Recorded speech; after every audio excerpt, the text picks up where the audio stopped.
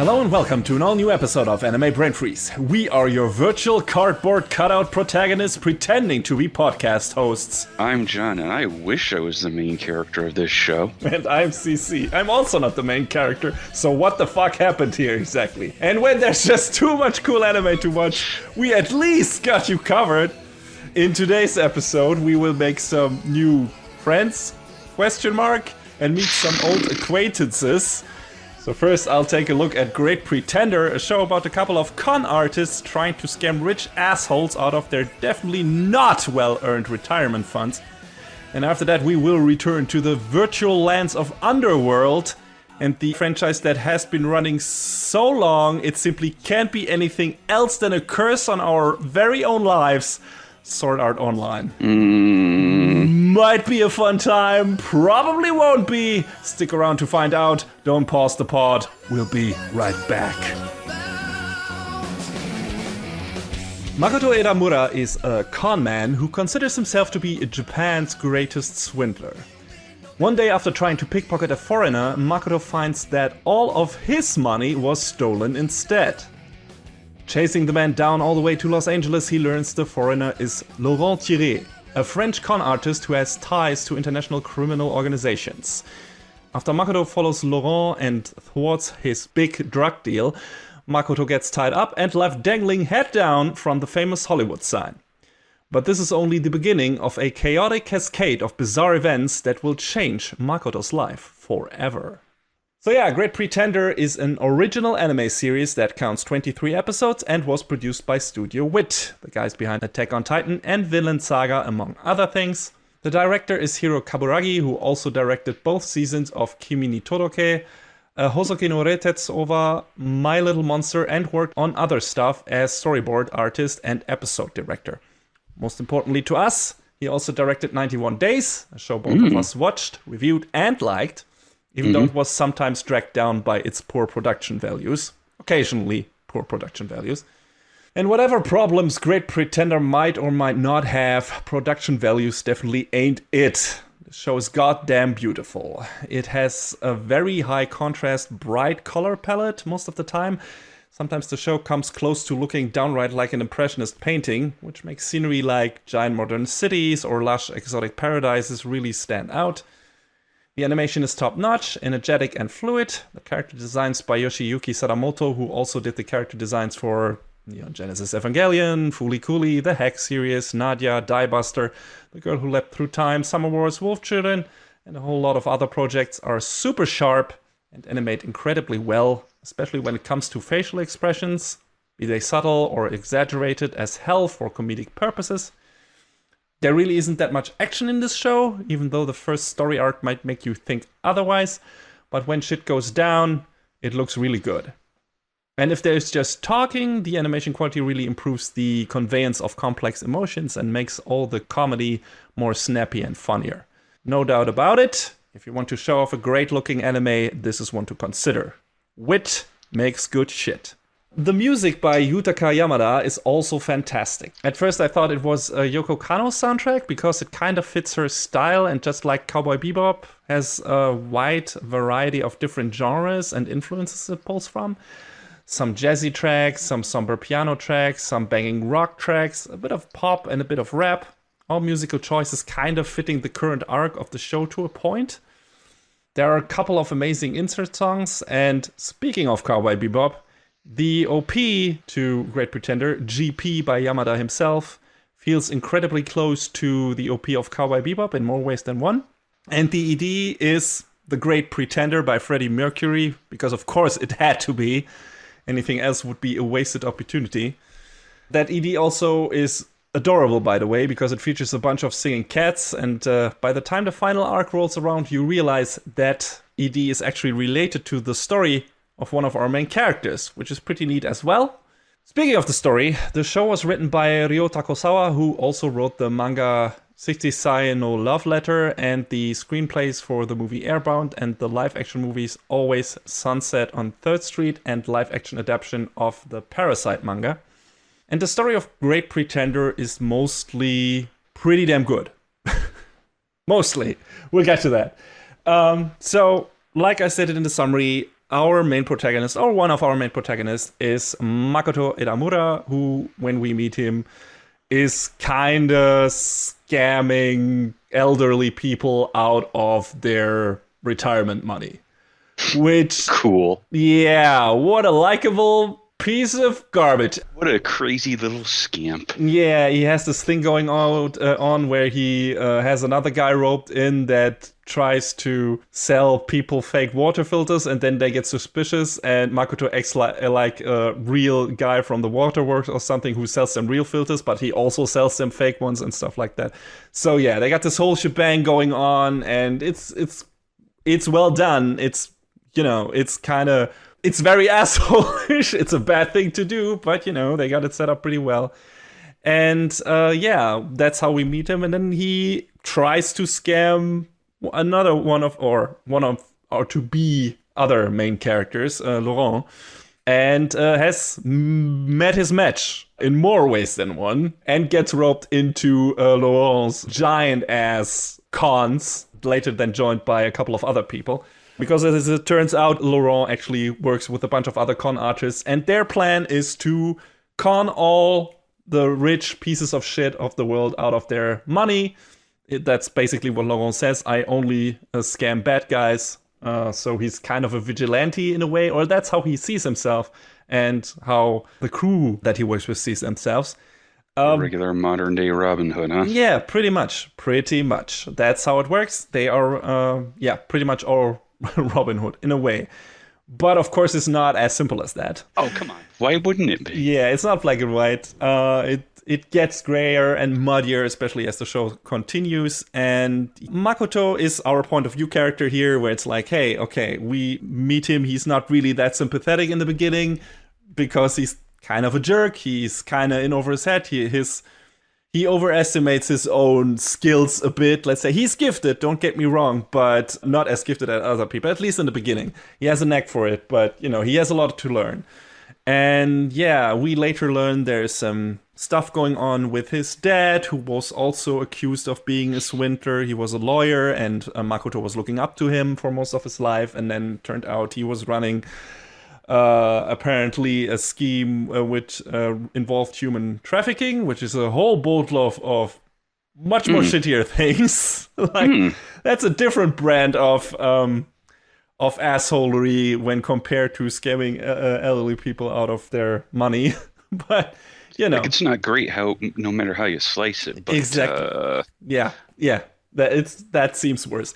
So yeah, that's kind of his background, and you can see, okay, how that is an emotional baggage that he had to live with, and also that made life for him very difficult when that came out. You know, the stuff about his dad. A lot of shit got worse in his life, and he, you know, actually got convicted of some stuff as well that he wasn't responsible for, because he got actually conned by a guy in his in the company he tried to work at, and he was trying to live an honest life, but shit went really shitty for him, and then the society wouldn't give him a second chance. That's basically what it comes down to. And so he decided to basically say, hey, if you want me to be a bad person or a con artist or whatever you think of me as swindler, then I'll be that, and I'll be the best at it that I can be. Because apparently that's what society wants me to be, which is kind of I don't know, you're making it a bit easy on yourself. Like, I can see your circumstances and everything. And he also, of course, he has a sick mom who is suffering from the usual vague anime disease. And, you know, you can see the framework here. It's like, okay, I can see how you got to this point. The question is, will you get out of it? Will you try to get out of it? How do the characters you're meeting in this story fit into this? Is this going to be your arc? What exactly will happen by the time we reach the end of the story? And that is one of the main drives of this. And of course, all the hijinks he gets into once he meets Laurent and some of the other people, and all the outlandish cons that he gets involved in. Because apparently Laurent always tries to rope him back in, even if he gets out of their kind of games after the first arc. For some reason, they always find back to each other in a way. And we learned there's more, later learned there's more to that than we initially thought, and that all culminates kind of in the final arc and everything. So yeah, This is basically how the show works. The first episode is kind of like the setup episode where all the characters come together, and then we get another 3 arcs that are all related to our main characters. Basically all tell their background story in a way, and also the current case and the person they're trying to scam has some connection to their background story. So it's motivated by a personal connection to that case. So that kind of makes this not only like a fun Robin Hood romp, it also makes it more emotional because there's a personal connection to these people and there's an actual drive, an actual motivation for each of the characters that are involved in this story. So like I said, first case is a setup. Second case is about a character we also meet in the first episode, Abby, which is kind of like the, let's say, right-hand woman to Laurent. And the third is about Cynthia, who was also introduced at the end of the first arc.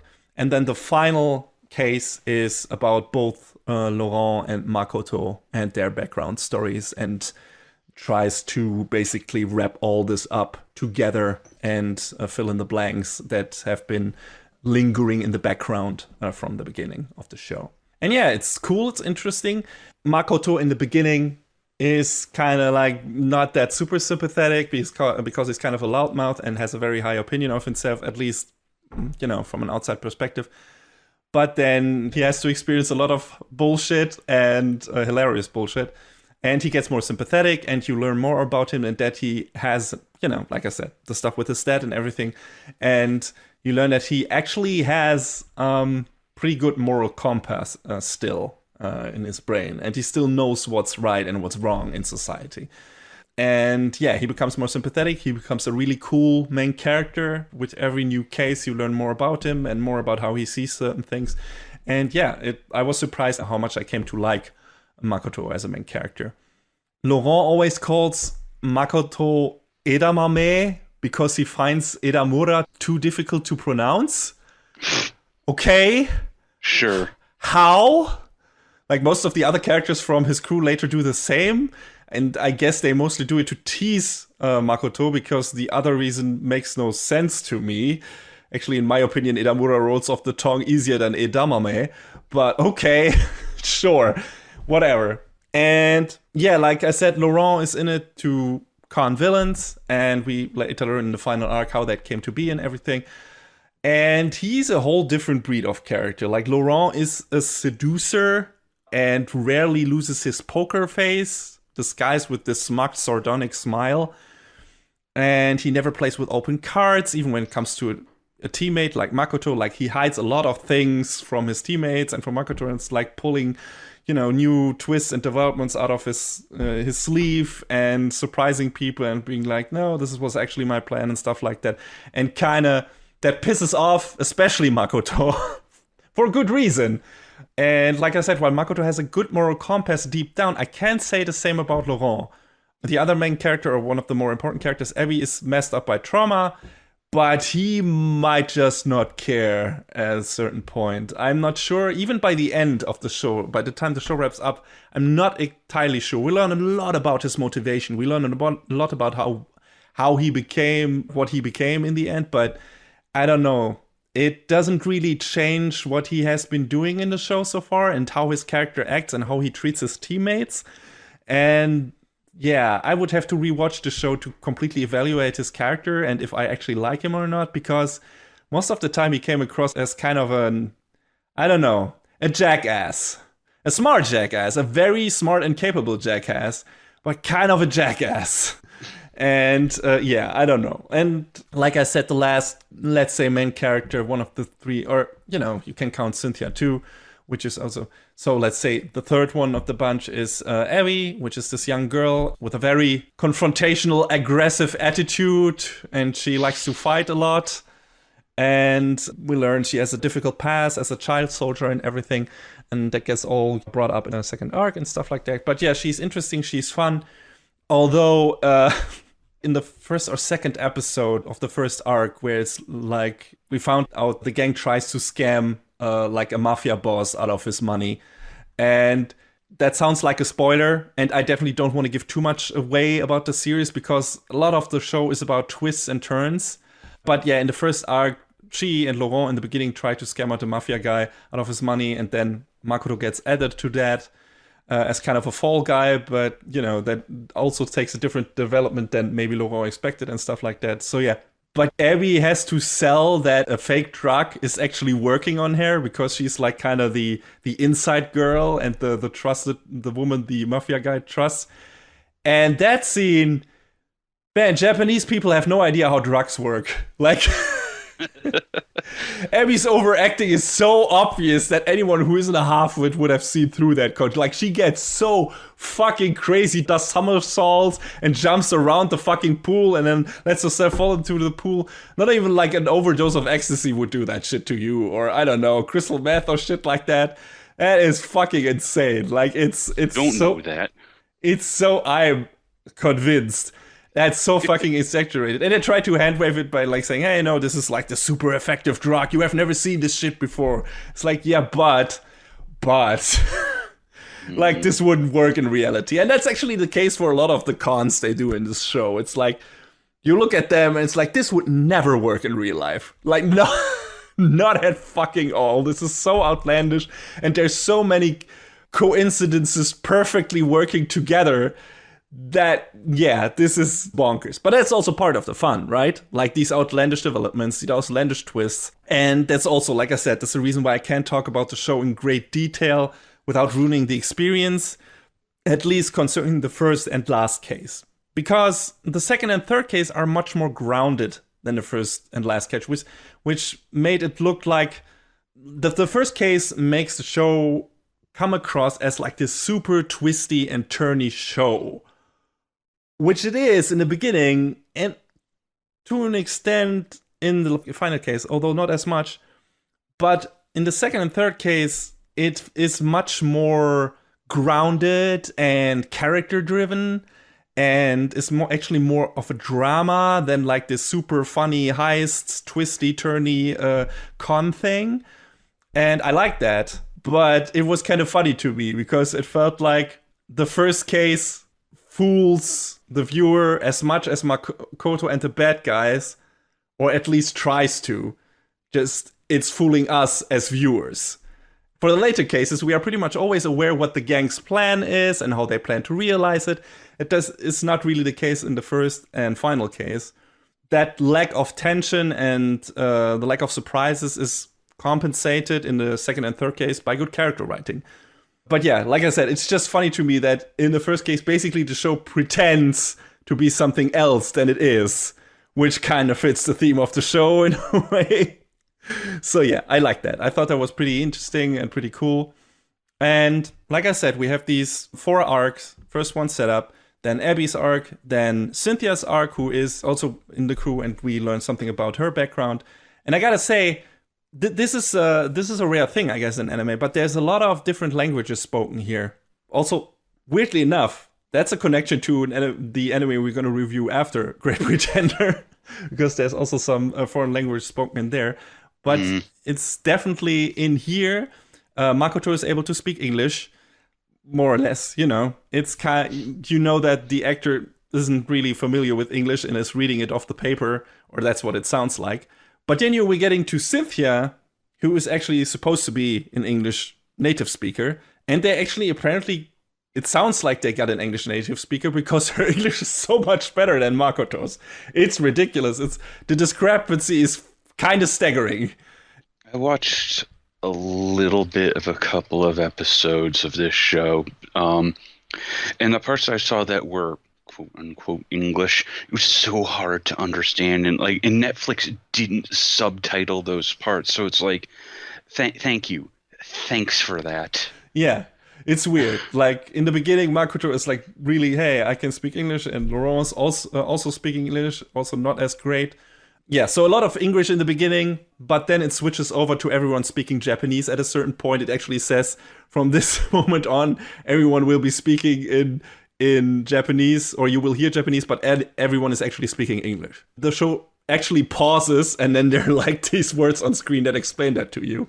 So I wonder if it might be more immersive to watch the English dub of this, kinda, or have it be a mixed thing. So Makoto maybe talking in Japanese in the beginning, and then everyone switching to English. That would be interesting. I kind of want to check out the dub and how that works. But yeah, we also have Laurent speaking French, and there are some people speaking Chinese. So it's that show has a very international feel to it. And also, the French also sounds a lot better than the English in this show most of the time, except when Cynthia is talking. So, all I can think of now is some silly shit like in Tekken where everybody speaks their language, but everybody's got a babblefish in their ear so they understand each other perfectly.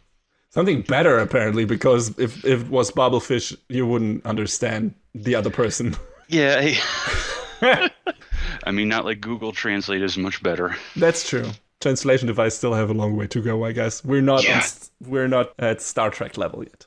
But yeah, anyway, the cases are all fun. The first one is a bit more hijinksy and funny, focused on the comedic side of things, and then the second and third get a lot more serious, especially with the background. The third one is like the second one is about Abby's background partially with her being a war orphan, and the third one is about Cynthia's story, which is kind of a love story, which is very sweet and well done. And the fourth one then is about Laurent and how he came to be a con artist. And it's also about how Makoto's story wraps up. So it's good from a setup alone. The problem is the ending. It's not even a mixed bag. Or it kind of is. Like, on the one hand, it kind of fits with how the show sets up its character arcs, as in that all their stories are more about forgiveness and reconciliation with their own mistakes, holds up, and grievances, rather than about actual revenge, which, when they first start these cases, you think that's what it's actually about. But it's actually about learning, the characters learning about themselves and trying to forgive themselves, forgive other people in their life who they feel wronged by and everything. So it kind of fits. Also, again, the show pretending to be about something, for example, revenge, and then being about something else entirely. So, forgiveness, self-realization, and so on. So it kind of works from a thematic perspective, at least to a certain degree. But on the other hand, the wrap-up is so incredibly fluffy and feel-good that it's kind of contrived and shallow, especially considering how gripping, gritty, and raw a lot of the emotional arcs in this show were before. It all feels just too neat. It also really takes away some of the satisfaction at the end of each respective arc that came before it. And I think the ending would have been much more satisfying, emotional, rewarding, and substantial if it ended on a bittersweet note instead of this super happy ending. But like this, it was just all right and gave me a pretty big feeling in the vein of, that's what you're going with?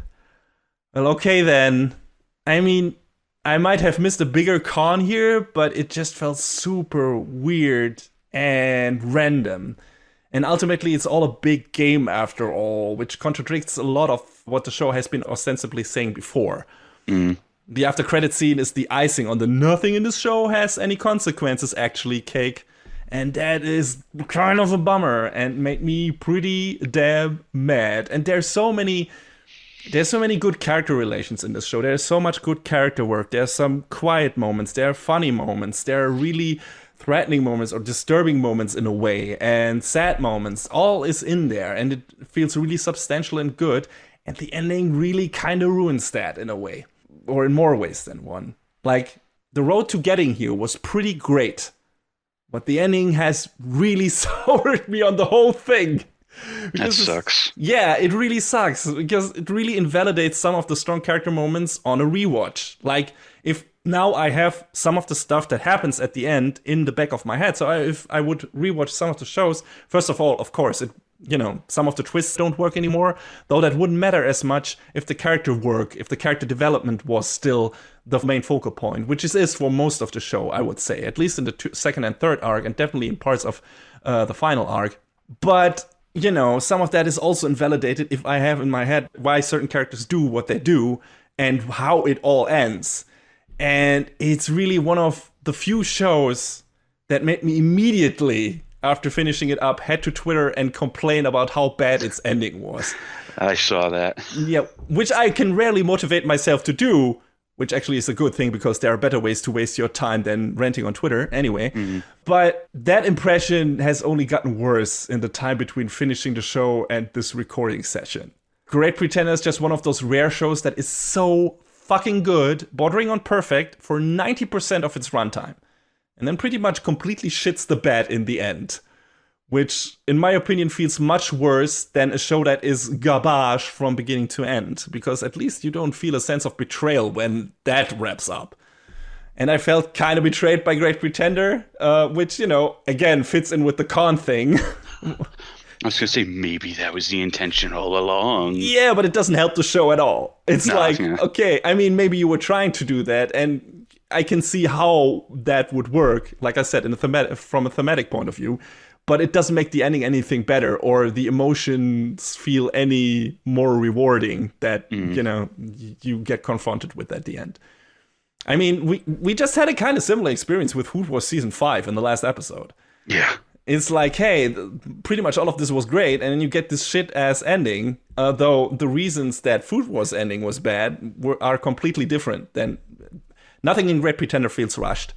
Nothing feels really underdeveloped. It's like it ends on this really weird decision. A really weird decision to wrap up that final case and certain character relationships that is just kind of super bad. And I don't know why they did it that way, except for maybe trying to make it this like, hey, no, everything is actually all right. Nothing is as bad as it seems. Ha ha ha ha ha. It's all fun times. And that's definitely not what the show has been saying up to that point. And it robs the show of all of its, not all of it, but maybe a lot of its emotional substance. So yeah, that's a bummer. I was really, really dialed into the show pretty much until the final 1 or 2 episodes. I think the end of the penultimate episode is where it gets bad. And I'm like, something happens in the plot and I'm literally like, what? What the fuck? What is this? And I was like, yeah, maybe they'll turn this around and it will be fun. There will be an explanation and everything. And there's an explanation. It's just, in a way, it's just super bad. It's just like, hey, yeah, so this is how it is. I'm like, what? You can't do that. That's not how you wrap that up. That completely makes everything shit that you did in your previous 3 arcs. Why would you do that? That's so lame. God, why? So yeah, I don't know what to tell you guys. I don't know how. I would like to recommend this show to you because, like I said, for 90% of its runtime, it's fantastic. It's a great show. It looks great. It sounds great. It's super fun. It's engaging. There's great drama in here. Great character development. Just great characters overall. It's just super engaging and fun, and it's really well done. And then, in my opinion, the ending kind of ruins it all. So, I don't know if you'll see it that way. Maybe you will be like, hey, at least 3/4 of the show are great, so I can live with a shitty ending. Try it out then, maybe. But I felt really bad after finishing up the show. I was really disappointed in how it decided to wrap up. And it definitely doesn't stick the landing. Not at all, in my opinion. So yeah, like I said, that's a bummer. I loved this show up to, like I said, the penultimate episode, and then it completely shits the bed. If you want to check it out regardless, it's on Netflix. It's a Netflix show. It has the Netflix money, which shows. You can check it out there. It's, like I said, 23 episodes. Netflix split it up into 2 seasons for some reason, which isn't right. Not at all. Like there was one single show, maybe 2 cores, but that doesn't really make any sense because the episodes are, separated by arcs, and the last arc is the longest one, but not as long that it would be a full core, so makes no sense at all. So whatever, just a weird aside here. I don't know, maybe they need some more time to dub it, and we're like, hey, so we got this, so this is season 1, and now we're gonna dub the final arc, and that's season 2. Like, what? Netflix behaves in weird ways, we know that. Oh yeah, calling anything anime that is, adheres to a certain design sensibility, even though it has not been produced in Japan. That's what they like to do. Looking forward to that He-Man anime. Well, I mean, that also comes down to aesthetics and what you think about that and whatever, Yeah. like is Castlevania an anime? Not strictly, but it's got all the same design sensibilities, so it may as True. well be. True. But I would still say, like, in terms of, I mean, that's a super giant, complicated discussion, right? And it's definitely a matter of opinion, and point of view and everything. Anything can be anime in a way, but for me, it always was like, hey, anime is shows from Japan. We made that word meaning that. And yes, in Japan, anime means everything animated. So in that, that would speak for something like Castlevania or something like, the new He-Man show that's coming also, even something like, I don't know, Batman the Animated Series also being anime. But different meaning for Japan. Like back when anime, wasn't a thing and came over here, that's how we determined to name that kind of genre, that kind of medium. And that's what that word means now, has meant over here for decades now. And now Netflix is coming along. No, actually, for us, it also means everything. It just needs to adhere to this certain aesthetic, but it doesn't need to be produced in Japan, even though that is what it has meant since forever. It's like, we're going to change that because we have the money. And I'm like, hold on a second there. But yeah, I mean, that's to everyone who even cares about that, who are probably not a lot of people, to decide for themselves. For me, stuff like that isn't anime. It's just an American cartoon with an anime aesthetic, and that's it. So there you go. That's my 2 cents on that. Pretty much apropos. But yeah, again, final words on Great Pretender, which is definitely an anime. Originally, it aired on Fuji TV, so it was only licensed by Netflix. But I assume they also put some money into that. Anyway, but yeah, great show, fantastic show for 90% or 95% of its runtime. And then it's kind of ruined. So if that are enough percentages to make you watch it, check it out. I think in terms of production values, you will not be disappointed. And right before the end, also character development is great. Everything is great about the show. Everything is fantastic. It's a super fun ride. Really well done. If you can live with the bad ending, good for you. Maybe you won't even hate it. Maybe you will think, hey, that was still fun regardless, and it's a neat wrap-up and everything, and ties everything neatly together. Hey, if that is your takeaway from it, I'm really happy for you. I hope this will then become one of your favorite shows of all time, because it definitely had the potential to be that for me. Didn't make it. So, I'm sorry, Great Pretender. I hate to end one of my reviews on a downer note again this season, but I can't pretend to like the show more than I do.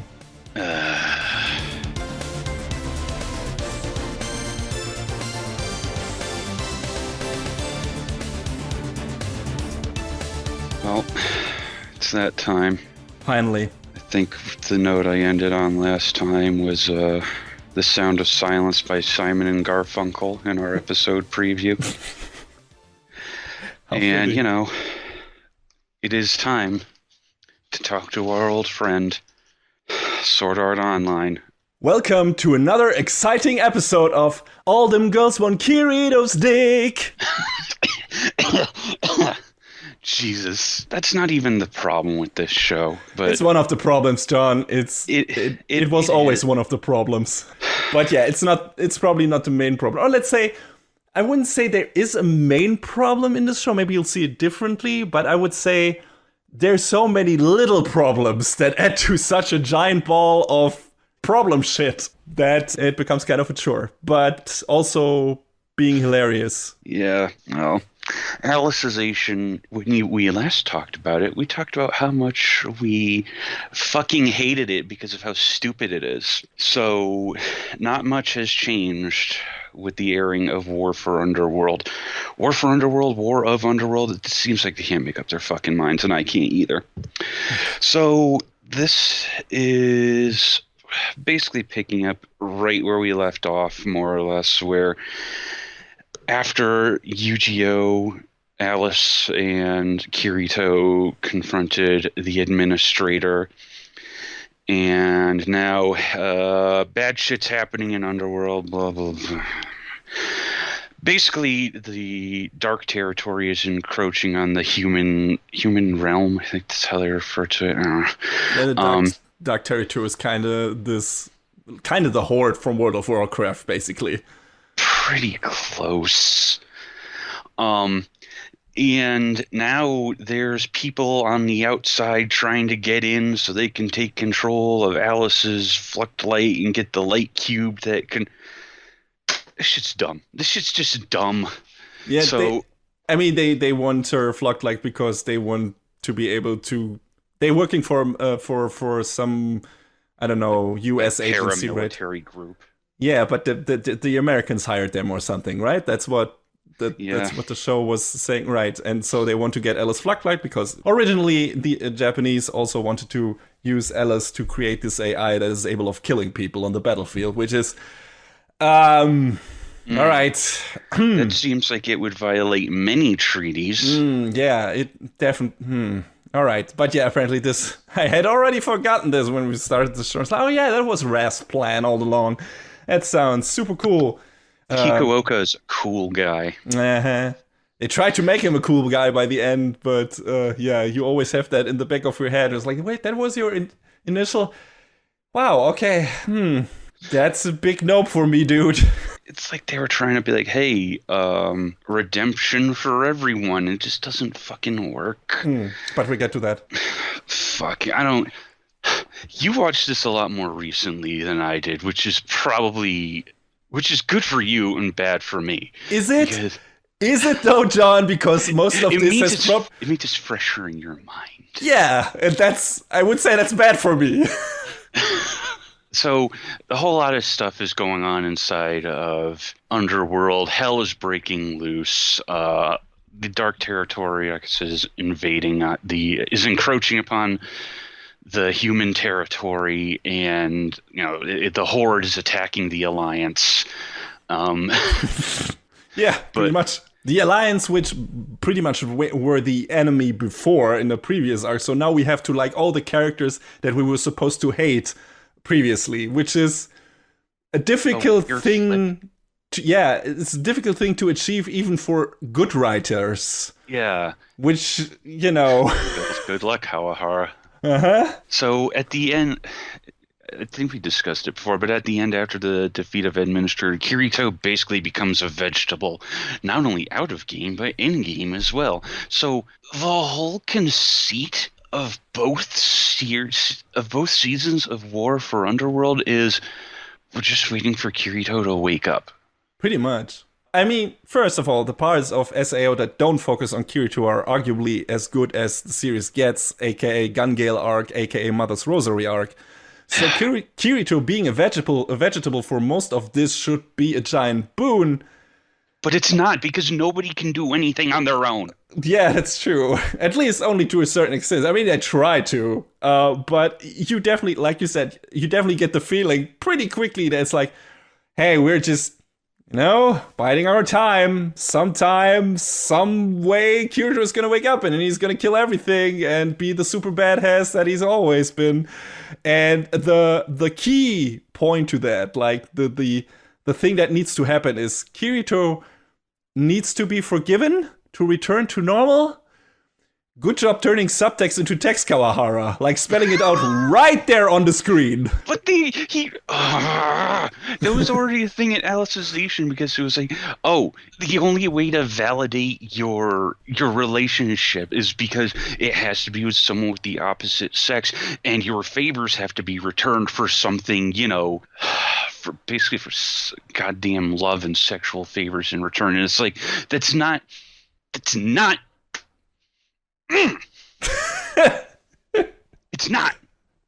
It's definitely not. It's something. It's a can of worms, but goddamn, it's not good. That's what it is. But it's like if they would have just connected Kirito's lingering feelings of guilt for killing people and him actually having to forgive himself, not being able to save his first guild in SAO, to not being able to save Yu-Gi-Oh, and they tackle that. They tried to do that in the end, pretty much, in the final part of the show.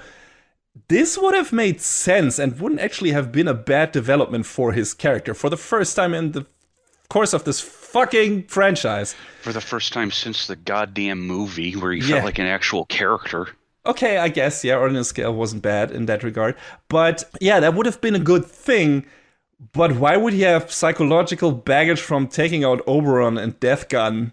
First of all, those were assholes, and second, they didn't actually die. So why is that shown in the flashback where he's like in the big scene where he needs to forgive himself and everything? You see, oh, he's super depressed and he's in his fucking mind swamp, and Yu-Gi-Oh needs to pull him out of it and anything. And it's like, why show us those scenes? That makes no sense. Why would he have regrets about that? I don't understand. But yeah, you're right. That's basically what the show is trying to do. It's like, hey, Kirito is a vegetable, feel sorry for him, and all the girls coming to help him and cry over him and say how much he means to them and how important he is to them. And everyone is here. Like everyone is fighting about Kirito. Every girl wants his dick. SAO, it didn't before, and it doesn't. It still doesn't. It has nothing better to do than let its ladies fawn and fight over Kawahara's self-insert cardboard kun Kirito. Alice and Fanatio, Alice and Asuna, Roni also wants his dick. It's ridiculous. It's fucking crazy. Sinon as well later. It's the pylon. I liked Sinon at first too because she was keeping Kirito in line, and then she just started to at some point started fawning over him, and it's like, okay, you're not the character you originally were. It's like when we talked about Food Wars, this fucking flip in the 11th hour that Erino went through. It's like, no, that's not the character you originally wrote. Yeah, and of course you could say hey, no, this is all platonic, and they all just want to be friends with Kirito, and their friendship means so much to them, and he has enriched their lives because they were friends. That's not how the show frames it. Hey, remember when Lisbeth said in so many words to Kirito that she loved him in the first season? Yeah. And how that's been every girl ever since? Hey, remember how his sister said that to him? And not in a platonic way. In a romantic way. It's okay. She's his half sister, not his cousin, not blood related. Turn it how you want it, John. It's not gonna get any better. All I can think of is that one Gigak video where he boiled SAO down to 8 minutes or so, and there's a part where Kirito says, "No, Sugu, you might still have a chance with me." Mm-hmm. Oh yeah, I remember that. It was great. It's good content. The problem is you have promising characters here, and by doing that, this show just sells them fucking short. Like you said with Shinon. And even to, Ronia and Tise, I didn't really expect anything from them, and they only come back to serve as damsel incentives for, first Renly to get over his trauma and become a manly man who can protect the frail ladies. That fucking kid. Very quickly, I might add. He gets his turnaround in a couple of minutes. It's amazing. We just met the guy, and he goes from cowering PTSD victim to a fucking shuriken-throwing ninja knight boy in about 2 minutes or something, I think. Ish. Yeah. Why are you rushing your already limited character development, SAO? You got somewhere else to be? I don't think so. But yeah, that was one of the standout moments where it's like, okay, I know why the female characters are in this show. Fawning over Kirito and being damsels. They kick ass. It's not like they don't kick ass. It's like, that's what I meant when I say, hey, it might not be bad if Kirito is actually the vegetable. Because they actually get to showcase some of the ladies' skills. First you get, of course, Alice, who, why does her eye just suddenly work again? I didn't get that. I did not understand how. Fuck, I don't remember. Yeah, it's like she just pulls off her eye patch and it's like, hey, now it's here again. And I'm like, wait, did I miss some character development that suddenly made her be able to see again for some reason? Is that how this works? Yeah. Oh, I guess. Come on. I don't understand. It's like, but yeah, okay. So what John said, it's basically the whole show. There are these dudes who are contracted by the American government because politics, and try to invade Underworld and try to gain hold of Alice and make her come with them to this altar of light, which is basically like this console that lets her transfer her consciousness to that light cube, and then they can take her out into the physical, in our world, in our real world, and take her with them, and then use that AI to create weapons, whatever. So, which is what Kikuoka wanted to do originally. So, and they do that by hijacking the system in a way, at least a part of it, and then using avatars to become the Dark Emperor and his Dark Knight, whatever, and use the people from the Horde. And some of them even don't want to fight a war, but they, those two, what were their names again? Vasago and Gabriel. Yeah, Gabriel Miller and Vasago Castles. Yes, and Gabriel basically becomes Dark Lord Vector, whatever, and he, all the people from the Dark Territory have to listen to his, or have to obey his rule, his word, his command, whatever.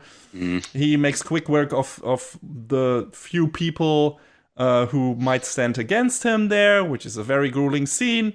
And then he takes him to war against the human territory to create a giant distraction and confusion. And in the middle of all this chaos, Gabriel and Vasago plan to abduct Alice, bring her to the portal, take the light cube out, yada, mission complete.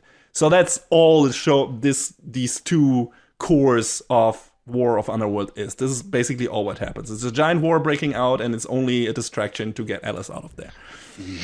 And then we have Kirito as a vegetable, and we have Alice, who, wants to get him back to normal as well, but also wants to, after a quick reconciliation, everything wants to help the other Integrity Knights, who they fought against before, to help them fight against the Dark Territory forces.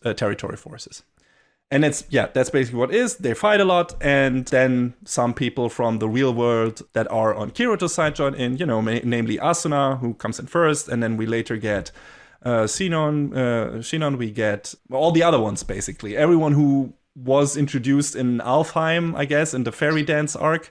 Basically everyone who matters. Yeah, kind of, and doesn't matter, really. Well, yeah.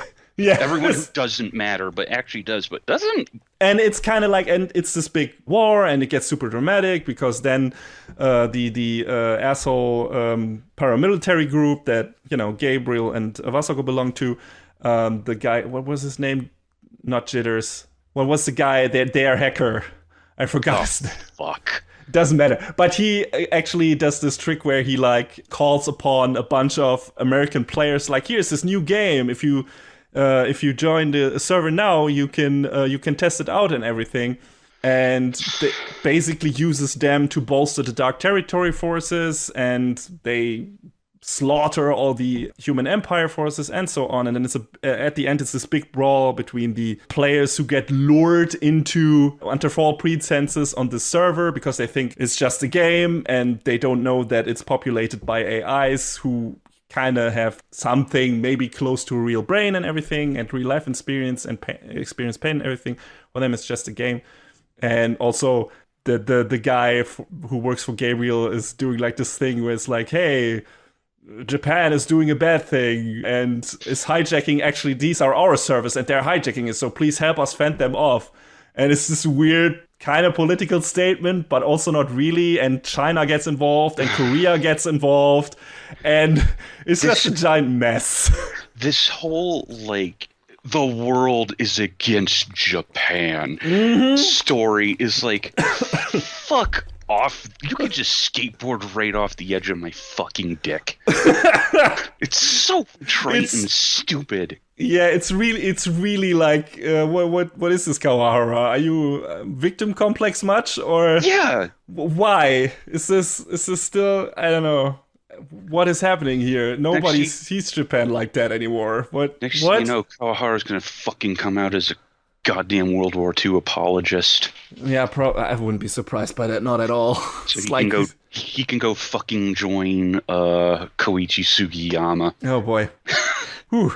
I mean, Sugiyama has other problems too, but yeah, I guess all of this was super weird.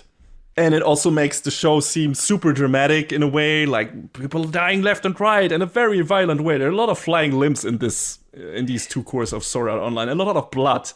Isn't melodrama cool? Yeah, also, Sword Art never was that bloody, but boy, is it now. Holy shit, is that a gory... Has this become a gory show? It's really kind of crazy. And, so weird, though, because the first half of War for Underworld, yeah, they're setting up for the second half, but ultimately it feels like not a lot actually happens. Like, yeah, we have the confrontation. Not at all. We have the conversation between the light and the dark. And, I think if I have to say one good thing about this, one was the fight between Iskan and Sheta. Because that was dope. That was really dope. That's true. Iskan in general was a cool character, in my opinion. He was fun. And the fact that, after they're done swinging their fists and their swords, respectively, they're both sort of like, hey, you know what? You're pretty cool. It's been a while since I've had, a good fight like this. And these, seeing them sort of get to know each other through battle, it's a stupid, dumb trope, but I fucking love that shit. Because, sometimes you don't need words. You just need to fucking throw hands. Yeah, let the fucking fists speak. It's cool just seeing them at the end of it being like, all right, I see you. You're all right. I mean, they kind of speak the same language in a different way. Sometimes love works in mysterious ways, so I can deal with that. Of course, it's a bit hokey, but it's still fun. It's like, yeah, I liked it. And also, I like these characters in a way. And especially, now I forgot his name again, the pugilist guy. Yeah, Iskan. Iskan, right. Right. He was one of the most fun characters in this, and one of the coolest ones, especially when he then turns around and, helps the other guys and stuff like that. So, and like you said, the fight is cool. A lot of the fights in this show, again, cool because high production values. Like the fight between Berkuli and Vector was pretty awesome as well. I really liked that. It was really damn cool. And also the final fight, don't even want to say it, but like the final fight against Wasago, because it goes through multiple stages and everything, also pretty cool. Speaking of Wasago... Was he supposed to be the final boss? Because he wouldn't fucking die. Yeah, also, it felt like he should have been the final boss. Because so much time was put into his connection. He was, as it turns out, Wasago was the leader of Laughing Coffin, apparently, which was, this assassins group in Sword Art Season 1. We lured the assault team that Kirito worked with into Laughing Coffin's hideout in Season 1 to make them player killers. And, they all got killed and player killed. And it was a kind of alright callback to Season 1. It just felt a bit random at the time. And then when he is not the final villain, he still felt more substantial than Gabriel was. Gabriel is just a fucking weird... John? Yes? Why do a lot of SAO's villains have to be so fucking rapey? Because that's all Kawahara knows how to write. Like, isn't it enough that Gabriel/Vector is a fucking psychopath and a literal soul eater? No, it's not enough. He has to also be a rapist. Yeah, it's really like, your soul will be so delicious. I hunger for your soul, your sweet, innocent, young and tender soul, your underage soul. It's like, get the fuck out of here. It's like, whoa, pause. We need to get Chris Hansen on the line. Yeah, exactly. Please take a seat. But how about how they sort of... And I guess this was in one of the side novels, how they sort of retrofitted the characters from Ordinal Scale in there. I mean, it was kind of cool in a way. In general, the ending had like this... They were definitely going for this everybody is here feeling, like Smash Bros. Ultimate thing. Where it's like, hey, now these characters from Alfheim show up, and now here is a reference to all seasons of Sword Art, and the girl from Mother's Rosary pops up and helps Asuna, and basically as a spirit ghost, whatever. And but Yuki still gave her girlfriend the will to fight. Exactly, and that's cool, and that was one of the better scenes. And then you get the guys from Ordinal Scales showing up and fighting Wasago and not really accomplishing a lot. Yeah. But it was still neat seeing them in a way, and the show calling back to all what came before it. The problem is a lot of what came before it was also shit. So it's not like we felt like, wow, great, oh my god, that's fantastic, and oh my god, they're finally killing the guy who was apparently the main asshole in season 1, besides, the guy who actually created Sword Art Online. But not the franchise, the actual game. I mean, I'm not calling Kawahara an asshole. In order to defeat Sword Art, we must defeat Kawahara. Yeah, that's the ultimate goal. Definitely the final boss. But yeah, it feels like they're calling back to all the stuff that came before it, but not all of it works, and especially not all of it has like emotional resonance in a way, because like I said, a lot of the shit that came before it was bad. So it's like, okay, I get what you're doing, still don't really feel anything about it. And then there's the problems with the current arc, that all these callbacks can't really make disappear. Like, it's amazing how Asuna switches back and forth between tough as nails capable fighter and shivering, stammering ball of tears whenever the plot demands it. So that was one of the things that I was like, wait, you were just kicking ass, and now for no reason whatsoever, you're just on the ground, oh god, stop fighting everybody, you are killing each other. Yes, they've been doing that for the past 10 episodes. What? Why are you surprised? What is happening? And yeah, it's such a weird patchwork thing, this core, and it's there's so much, like you said, I wrote this in my show notes, literally, all of this is really dumb. And that's what you said. There's so much dumb shit happening. Wasago, who still in my opinion should have been the final bad guy, in terms of how they set him up, in terms of what he means, he has an actual connection to Kirito. He's that's what you want out of a final boss. You want an emotional connection with the main character so that it feels better when that asshole gets beaten to a pulp. Yeah, but Gabriel has a connection to Shinon, who has a connection to Kirito, so He doesn't really have a connection to Shinon. They met in the game once and he beat her. That's not a connection. That's a fucking lame-ass bullshit reason. No, fuck you, it's good enough because I said so. I'm Kawahara. Then it should have been Shinon who fucking kills him. It should have been! And it's not. Fuck!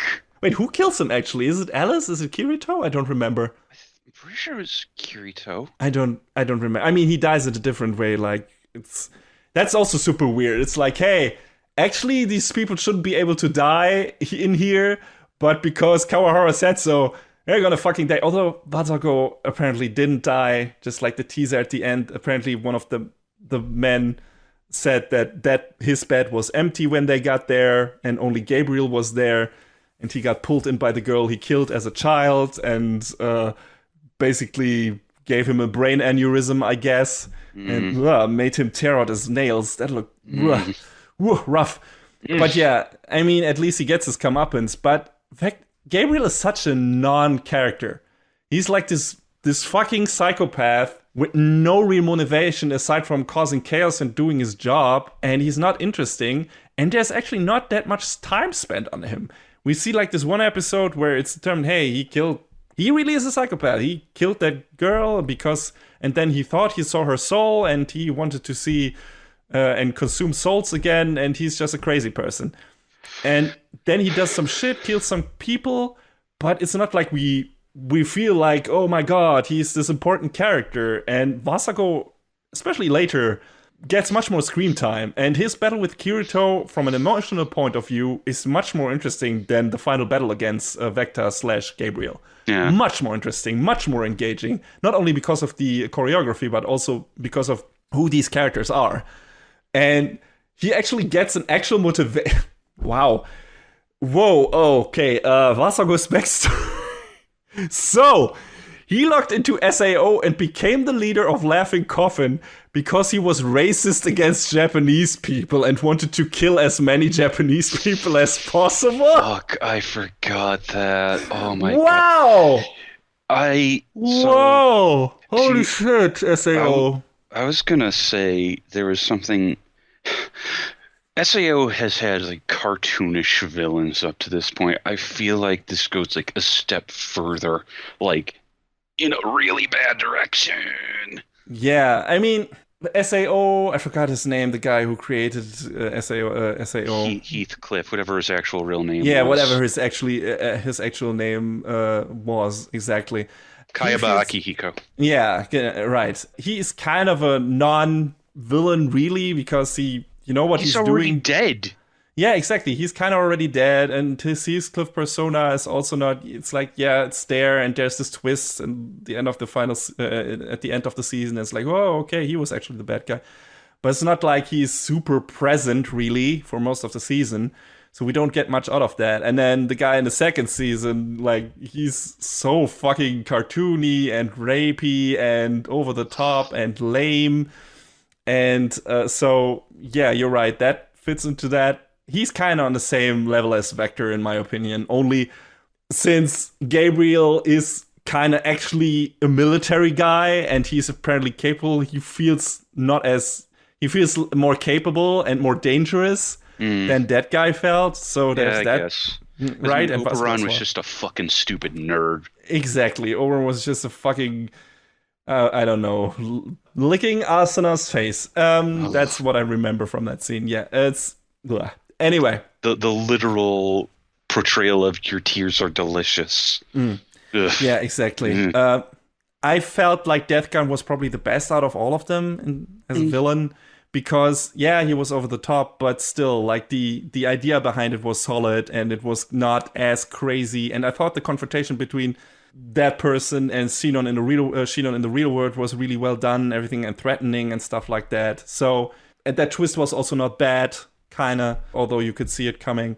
I like that one. But yeah, these guys, if Wasago would have been like the main guy, the guy who did everything, he's too stupid for that, of course, but you know, if there was one villain and he would have been dead, like the guy who creates the chaos and, you know, summons all the players, which, you know, he does. In the end, he riles up all the players.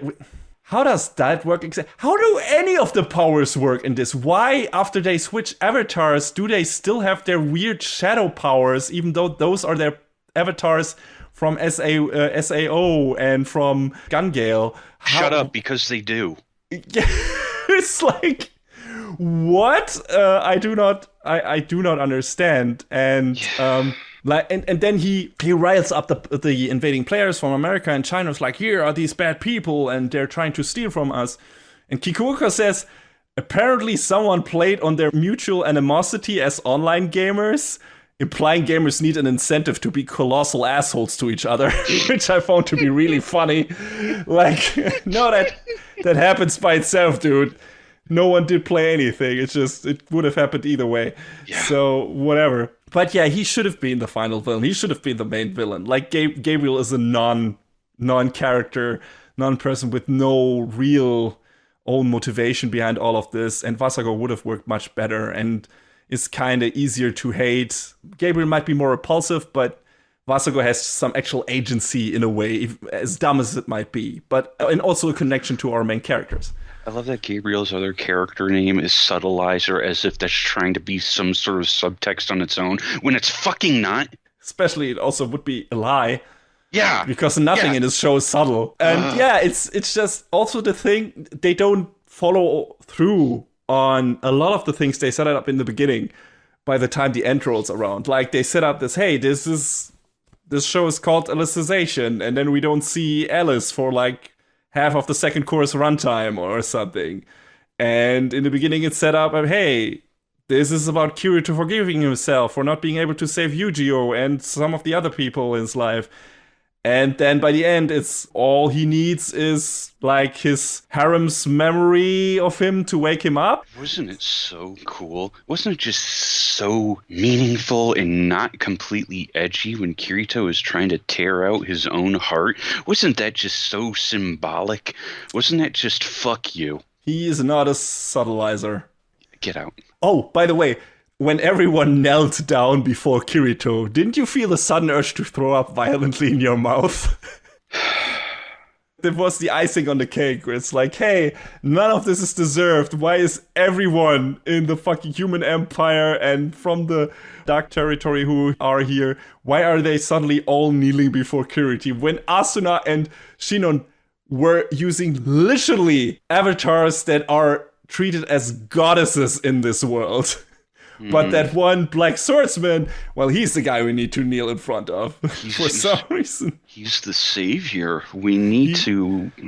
Oh, yeah. Oh, yeah. Oh, he's the savior. Oh, holy shit. Can we? How about everything that Suguha did to help out? Do you remember when she got ported into the world?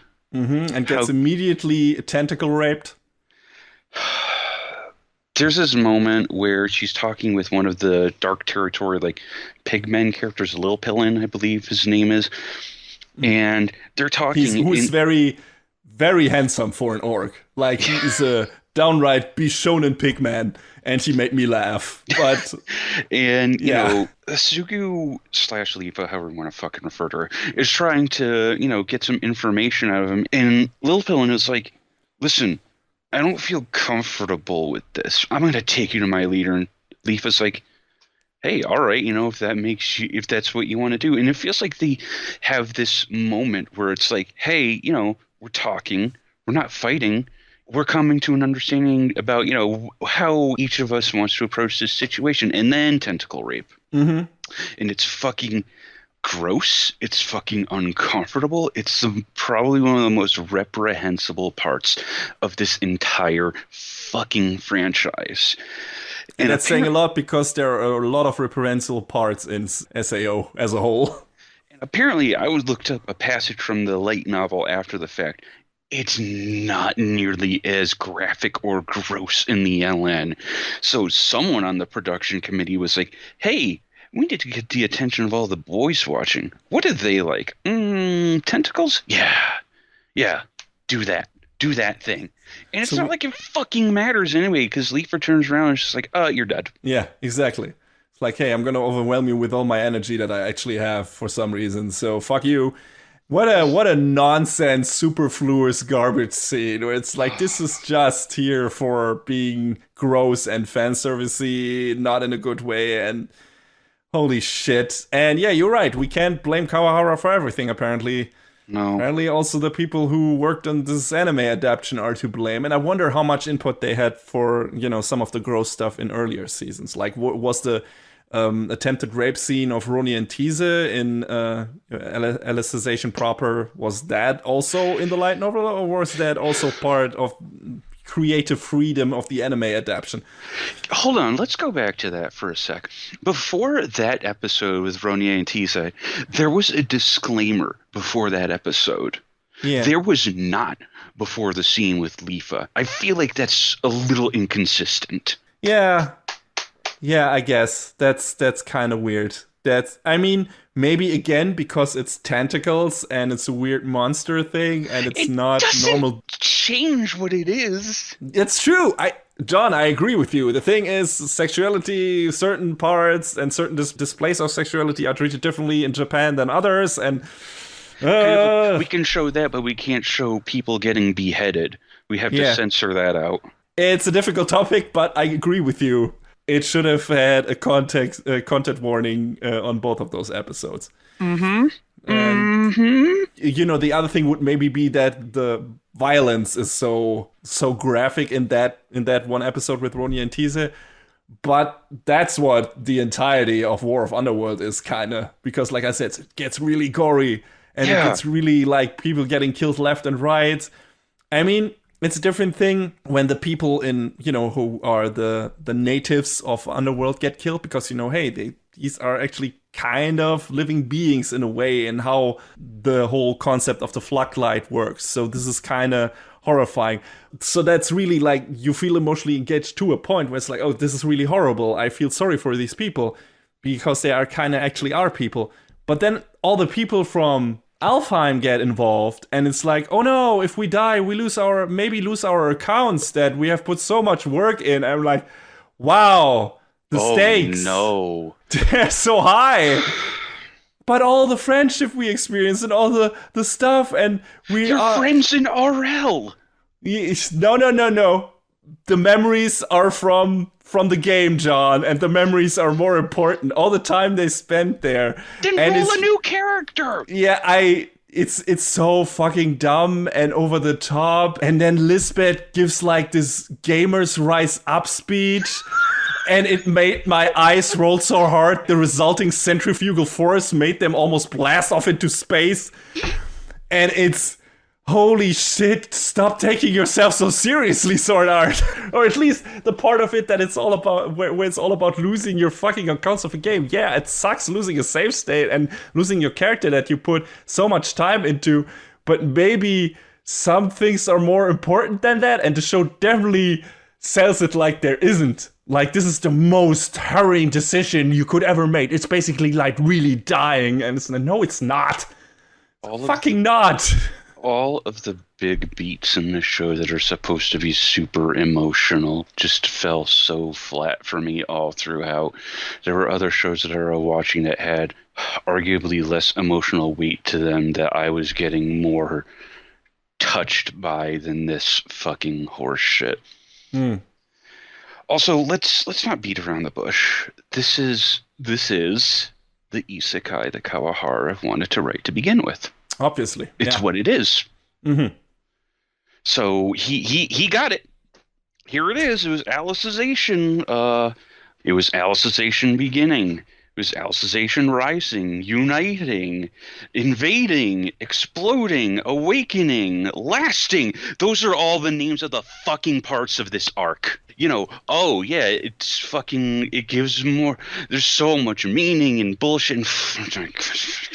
And then it's like, okay, we're going into full, I mean, it was always full sci-fi. The show was always full sci-fi, but it's like, hey, now there's, Alice actually is in the real world now, and she is her own being, and we kind of have apparently a copy of Kirito, you know, his Floodlight, and it seems like maybe copy Kirito wants to save the underworld people and save the AIs from the humans maybe killing them, because the humans will be afraid of AIs, because that's what the show is teasing, like this, you know, they might actually try to kill everyone in Underworld and stuff like that. So I guess what did they call it? The inter-intelligence war. That's what the show is teasing at the end, which in the light novel hasn't happened yet.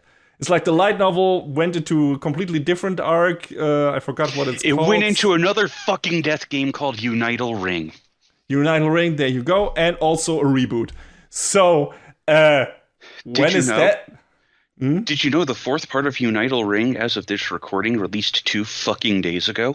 Wow, great. Ugh. So I wonder whenever we'll see that, and I guess Copy Kirito and Akihiko will be the main antagonists, because Akihiko apparently is also still around for some reason. I mean, I don't know. Obviously, I guess no one knows whether or not that's part of the plan for Untitled Ring, but Sword Art is going to live on forever, and that makes me really sad. But you know, people gobble this shit up. I've been fucking hate watching it since maybe not day one, but you know, pretty close anyway. Yeah. And you know, we have the reboot, we've got the fucking progressive movie, and then there's going to be a series, and then I'm not gonna watch the reboot. I'm like, okay, I kind of want to see how much dumber this gets and how it's ends, but I don't need to see a version of it that I have already seen that might be marginally better.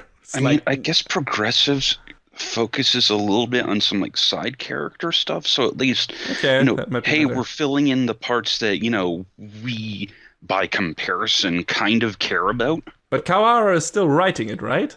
Yeah. So I don't have much hope there, John. I'm sorry. I don't either. I'm just fooling myself. Weird side thing in regards to like the last couple of episodes. Is this the first time we see Kirito's parents in this show?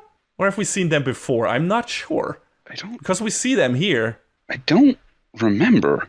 Right? Yeah. I didn't either. It's like, oh, those are his parents. Wait, have we seen them before? Because it feels like they were never around before, and now suddenly here they are, and he's sitting there with Sugawara and his parents. I'm like, what?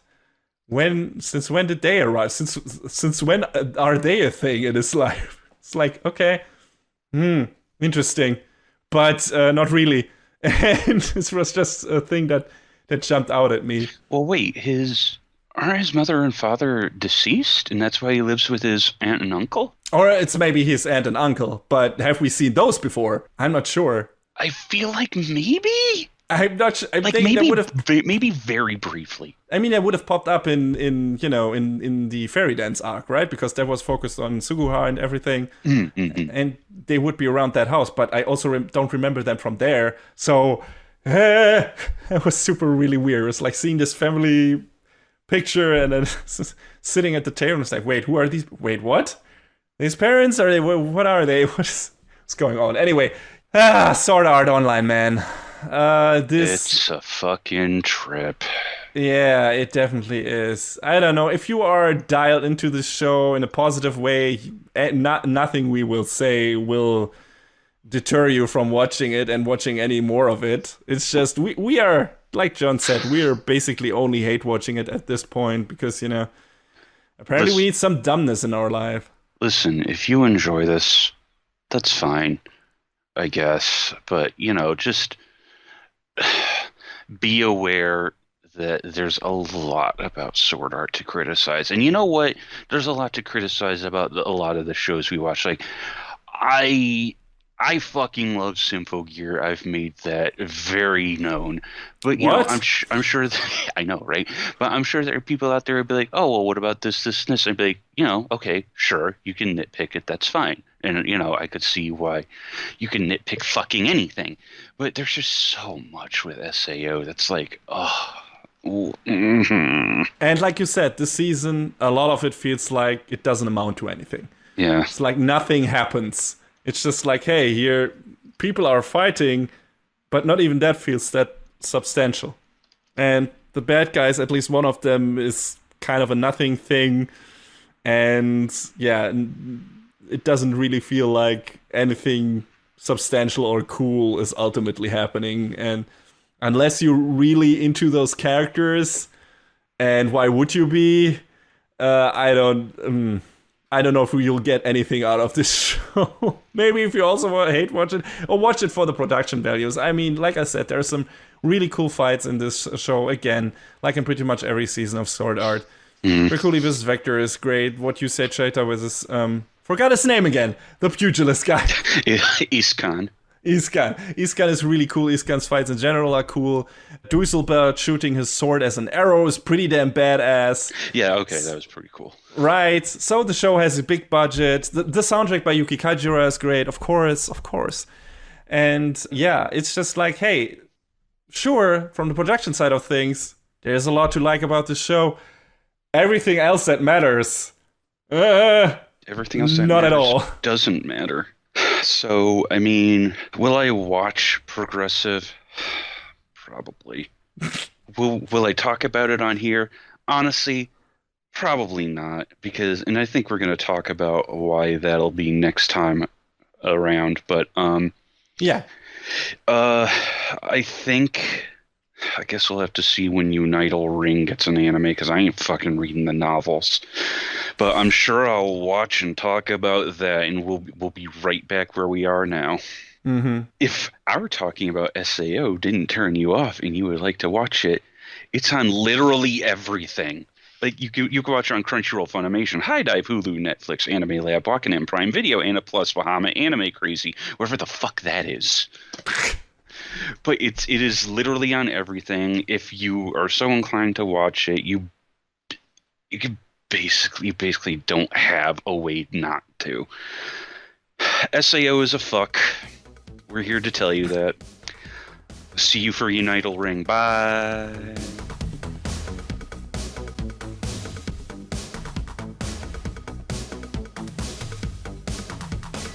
And that is a wrap on the 104th episode of Anime Brain Freeze. All the music in our show is from the Double Dragon Neon soundtrack by the amazing Jake Kaufman. Please go to vrt.bandcamp.com and check out his awesome work. Our show is available on most of the popular podcast services, but it's always worth visiting animebrainfreeze.com for our review index and more. Leave us comments and questions on YouTube, follow us on Twitter at AnyBrainFreeze, or send an email to animebrainfreeze@gmail.com. We would love to read your feedback. Thanks for tuning in, we hope you had a good time, and please join us again on our next episode. Macht's gut! So long, everybody. Next time on Anime Brain Freeze.